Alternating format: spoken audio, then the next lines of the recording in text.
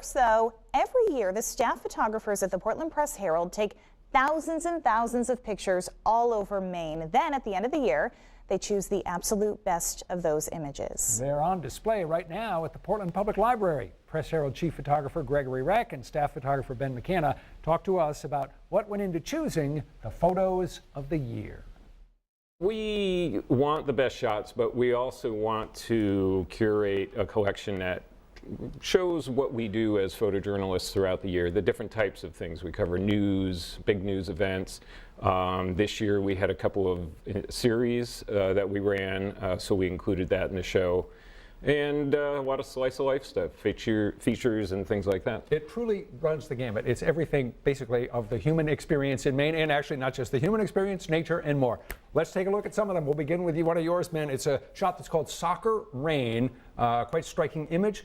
Tell me about how you captured this at the time you took this, at the time you snapped it. Did you realize that this was something special? No, this was actually sort of a practice shot. You know, in doing sports, reaction time is everything. Yeah. And I sometimes find that, you know, when I think I've got the shot, turns out my reaction time was not good enough. I'd say in this case it was. Yeah, I really lucked out. So when there is an occasion when a ball is about to, you know, a player is about to head the ball or kick the ball, I try to get it as close as possible, and that one really worked out. On to the next one. This is a photo that a lot of readers of the newspaper have seen because you guys have been running this, and it is an absolutely arresting shot. I love this. It's taken on the day of the solstice over the summer. What is it that you like about this shot, Ben? Actually, it took me a little while to warm up to this one, because when I first saw this group of people on the beach, it was a much larger crowd. I was about 100 feet away and was just scrambling to get there on time before they, you know, put their glasses down and went on. And in the time it took me to get there, I'd say 5 or 6 people went back into the surf, and I was left with this group. And I felt like, you know, in some ways it was a missed opportunity, and it was my least favorite shot of the day. And it wasn't until I showed everything to our photo editor, Michelle McDonald, and she said, that's the one. That is the one. An entirely different environment for the next shot. This is one that's called Court Prayer. It doesn't get much different from a summer afternoon in Old Orchard Beach to being in court, where you have, in this case, Anthony Sanborn, who has just gotten I'm not sure if he's waiting for news, has gotten to news, but anyway, it's part of the journey toward his freedom. And what are the challenges of shooting in court, of conveying the drama of what happens in a courtroom? Well, the biggest challenge is the color. We've got natural light coming in, sort of blue light, and then the rest of the room is orange. So that's a big technical problem. But then there's just sort of trying to be as quiet as possible. I got reprimanded at the very start of this hearing for snapping the shutter too many times. So the Judge Wheeler said, you know, would you please not do that? Yeah, and courtrooms are a difficult place to shoot because you don't want to do anything to disrupt the proceedings. We all realize how important they are, and that's tough. Great shot. All right, Greg, let's move on to some of yours. We'll begin with one that was also taken on the day of the summer solstice. This is a shot called Solstice Pool. How'd you do this? Well, this is, I have an old fish tank, a small 10-gallon fish tank I got at Goodwill years ago, and I put my camera in the bottom of it, put it up, the lens up against the glass, and that enables me to shoot both under the surface of the water and above the surface of the water. That's how I get that split level look. And in a pool where there are a lot of kids swimming, that level is not common flat, so you have to, I probably took hundreds of frames to get that one. Another shot also taken that same day, Solstice Sunrise. How did you get this one? This was part of, our photo editor, Michelle McDonald, sent the photographers out throughout the solstice in June to capture different parts of the day. I decided to go down to York to photograph the sunrise over Nubble Light.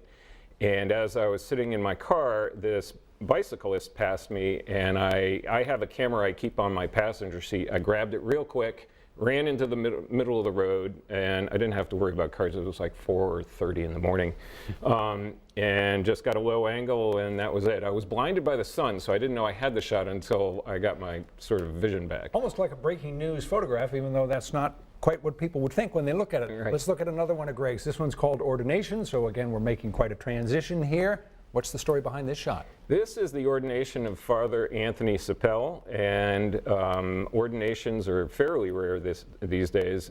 This was at the Cathedral of the Immaculate Conception in Portland.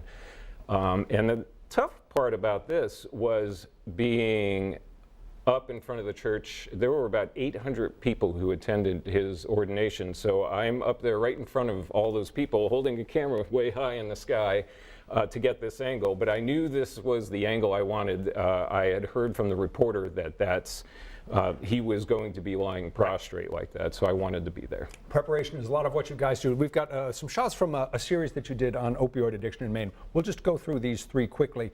When you're working on a series and you know what the subject is and you have a sense of how you want to approach it, does that make it easier or does that make it more difficult for you? Ben, I know that you weren't, this photo is from Greg, but what's it like when you're working on something for a series? Right, I didn't work on this series, but I think it is helpful to have a vision, a collective vision from the editorial staff, and then from there it just sort of becomes problem solving. Greg, tell me about this one. Our photographer Brianna Sukup took this of a mother who had lost her daughter to heroin addiction, to an overdose.